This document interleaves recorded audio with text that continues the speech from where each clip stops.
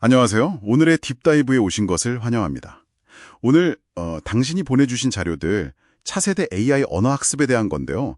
정말 흥미롭게 봤습니다. 이게 단순히 단어 외우는 앱 그런 수준을 넘어서서 AI가 아예 언어 배우는 방식을 어떻게 바꿀 수 있는지 그 가능성과 또 현실적인 문제점들을 한번 깊게 파헤쳐 보려고 합니다.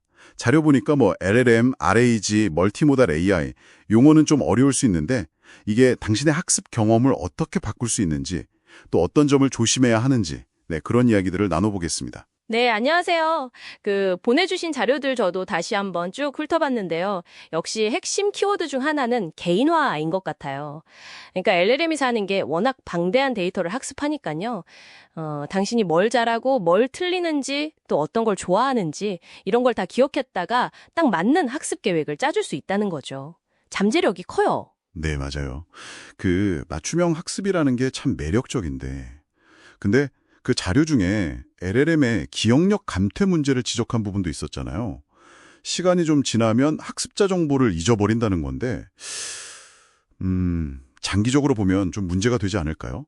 튜터가 학생을 기억 못하면 곤란하니까요. 아, 네. 그거 정말 중요한 포인트입니다. 아무리 처음에 잘 맞춰줬어도 그 학습 과정을 꾸준히 기억 못하면 맞춤형 피드백의 의미가 좀 퇴색되겠죠?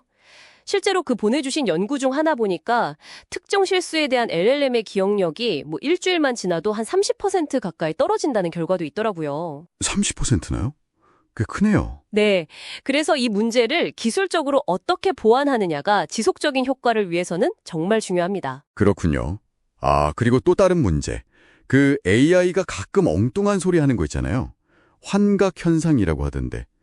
당신이 보내주신 노트에도 그 부분에 대한 우려가 좀 있었죠. 언어 학습인데 잘못된 정보를 주면 안 되니까요. 그렇죠. 여기서 이제 RAG, 검색 증강 생성 기술이 중요해지는 겁니다. 그 기술 보고서에도 설명이 잘 되어 있었는데 쉽게 말하면 AI한테 항상 최신 참고서를 옆에 끼고 답하게 하는 거라고 보시면 돼요. AI가 좀 애매하거나 잘 모르는 정보는 그냥 지어내는 게 아니라 외부에 검증된 데이터베이스 있잖아요. 최신 문법 규칙이나 문화 정보 같은 거요. 그런 걸 실시간으로 딱 참조해서 정확하고 좀 믿을 만한 답변을 내놓게 돕는 거죠. 아하, 약간 오픈북 텍스트 같은 느낌이네요. 네, 그러면 훨씬 안심이 되는데요. 그리고 그 텍스트뿐만 아니라 이미지나 소리까지 활용한다는 멀티모달 AI 이야기도 되게 인상 깊었어요. GPT-4o 같은 최신 모델들도 언급됐고요. 네, 맞아요. 멀티모달 AI는 언어 학습을 훨씬 더 현실감 있게 만들어줄 수 있죠. 예를 들어서 그 자료에도 나왔지만 시장이라는 단어를 배울 때 그냥 글자로만 보는 것보다 북적이는 시장 사진이나 아니면 사람들이 흥정하는 소리 이런 걸 같이 접하면 훨씬 직관적으로 와닿고 기억에도 잘 남거든요.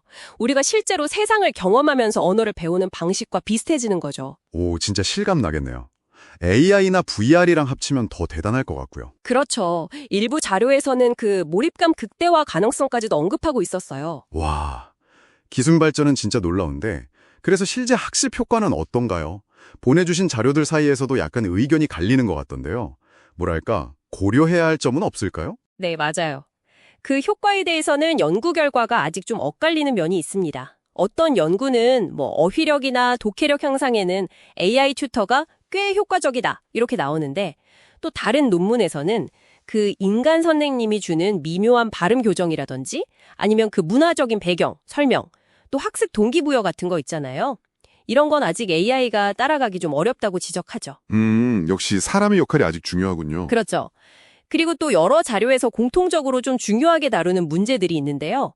예를 들면 AI를 학습시킨 데이터 자체가 좀 특정 지역의 표준어나 발음에 치우쳐 있을 수가 있거든요. 그러면 다양한 억양이나 방언을 쓰는 사용자한테는 좀 불리할 수 있다는 거죠. 데이터 편향 문제군요. 네. 그리고 개인화를 하려면 데이터를 많이 모아야 하는데 이게 또 프라이버시 침해 우려도 있고요. 또 아무래도 첨단 기술이다 보니까 처음에는 비용 문제도 있을 수 있고 또 주로 많이 쓰이는 언어 위주로 개발되다 보면 디지털 격차가 더 심해질 수 있다는 지적도 꾸준히 나오고 있습니다. 그렇군요. 기술의 가능성만큼이나 좀 신중하게 봐야 할 부분들이네요. 자, 그럼 정리를 좀 해보면 차세대 AI는 분명 언어 학습에 있어서 엄청난 가능성을 보여주는 것 같아요. 개인 맞춤 피드백이나 실감나는 대화 연습 같은 거요. 당신이 보내주신 자료들에서도 그런 기대감이 충분히 느껴졌고요. 하지만 동시에 기술적인 한계라든지 데이터 문제, 또 접근성 문제 같은 과제들도 분명히 안고 있다는 거네요. 정확합니다. 제 생각에도 AI는 정말 강력한 학습 보조 도구가 될 수 있지만 인간 선생님의 역할이나 실제 사회에서의 복잡한 상호작용, 깊이 있는 문화 이해 이런 걸 전부 대체하기는 아직 어렵다고 봐야죠. 그러니까 AI의 장점은 잘 활용하되 그 한계나 문제점들도 좀 비판적으로 볼 필요가 있다. 네, 저는 그렇게 생각합니다. 네, 오늘 딥 다이브, 당신이 공유해 주신 자료들 덕분에 AI 언어학습의 현재와 미래를 좀 더 깊게 들여다볼 수 있었습니다. 여기서 마지막으로 당신께 한번 던져보고 싶은 질문이 있습니다. 당신 자료들에서도 나왔듯이 AI가 아직 완벽하게 따라오기 힘든 그런 깊은 문화적 뉘앙스나 아니면 진짜 예측 불가능한 실제 대화 능력 같은 거요. 이런 걸 기르기 위해서 당신은 앞으로 이 AI 도구들을 어떻게 활용하고 또 어떤 현실 세계의 경험과 연결해야 진짜 언어 실력과 문화 소통 능력까지 갖출 수 있을까요? 한번 깊이 생각해 보시면 어떨까 싶습니다.